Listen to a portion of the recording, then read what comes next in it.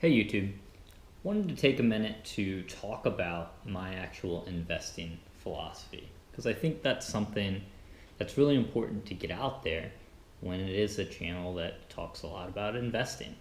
So the biggest thing that you learn investing 101 is that how important diversification is. That means diversification in asset classes. That means diversification within asset classes. Both of those things are super, super important. So do I take care of diversification within my portfolio, and what do I recommend for diversification within most people's portfolios? I think the biggest and best thing that you can do for diversification is not going to be what you would think. You'd probably think someone who is a fan of precious metals is going to say, you need to have gold and silver. And maybe because I only have silver out here, you're thinking, maybe he doesn't believe as much in diversification. Maybe he's just going to recommend silver because silver is going to go to the moon. No, that's not right either. I'm going to recommend diversification, believe it or not, in good old-fashioned stocks.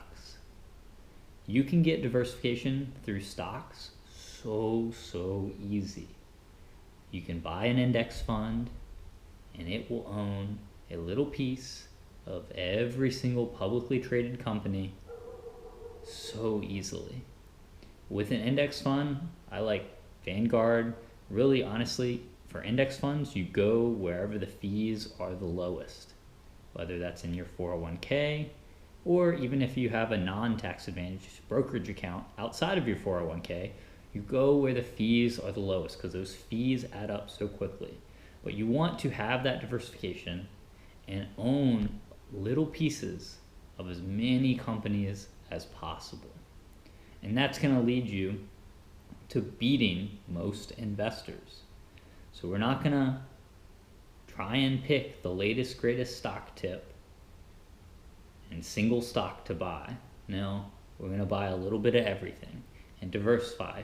If you've ever heard the don't put all your eggs in one basket, well, that's the case when it comes to stocks. So buying an index fund, especially over a mutual fund, especially actively managed mutual funds, just because most of the time you're gonna perform better. Are there actively managed mutual funds that beat the market consistently? Sure, but it's hard to predict those mutual funds and it's hard to pick them. So most of the time you're going to be better off not paying the mutual fund fees and simply going with the index fund.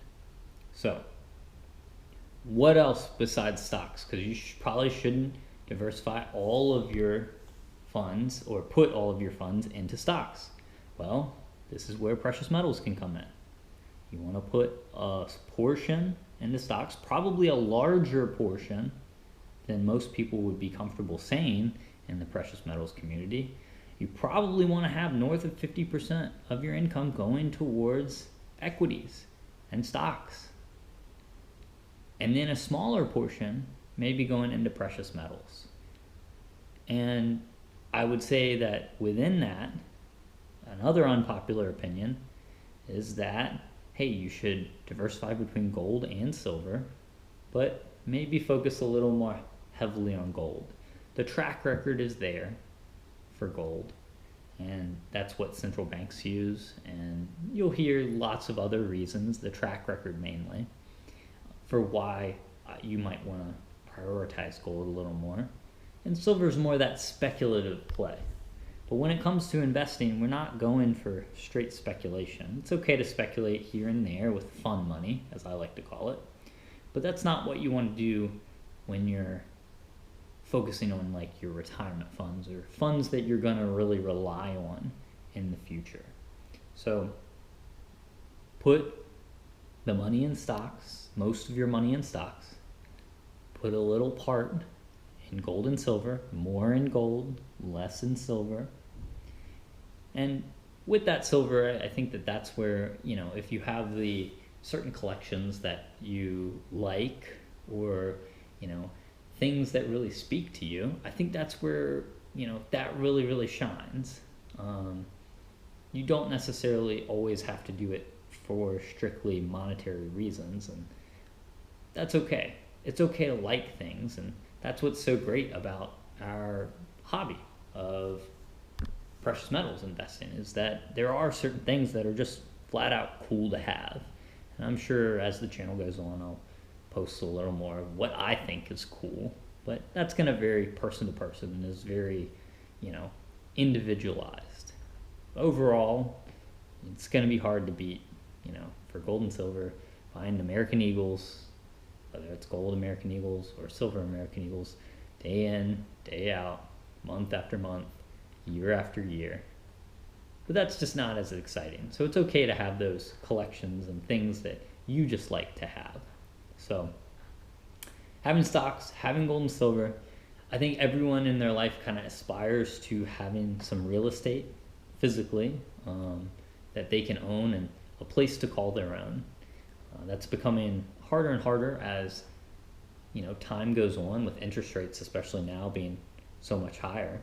And if you need to save in a real estate investment trust or a REIT, in the meantime, while you're saving up to buy some physical real estate, I think that's a good way to go about it.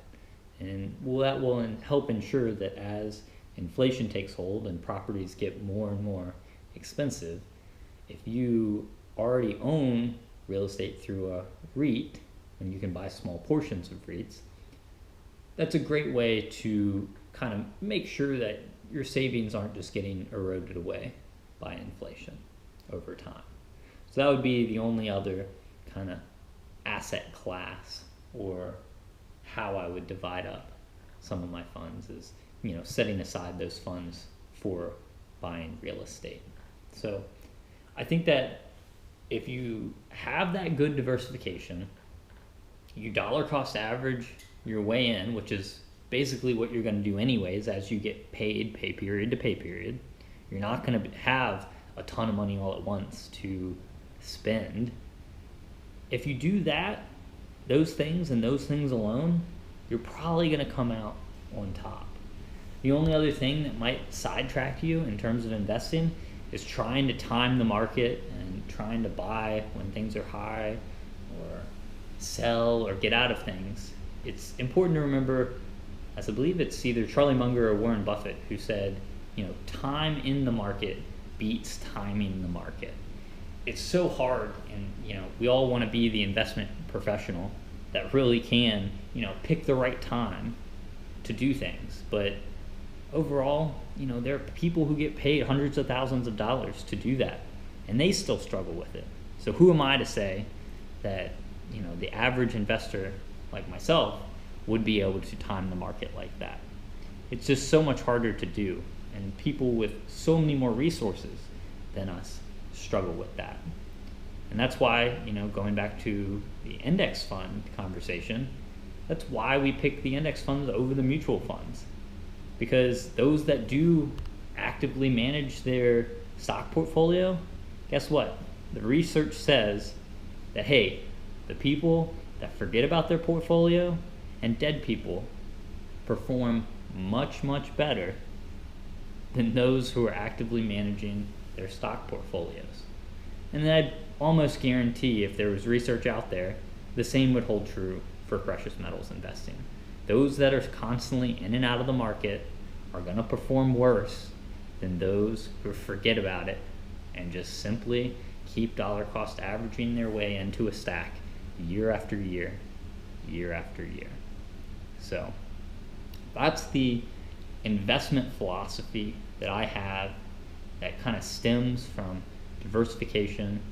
And I think that if you follow those few core principles, it's going to take you really, really far, and you're going to do really well for your investing. So I hope you continue with me on this journey to, bring some sensibility into some of this YouTube precious metals investing world. And if you like the video, please feel free to like, comment, share, and subscribe. Take care, guys.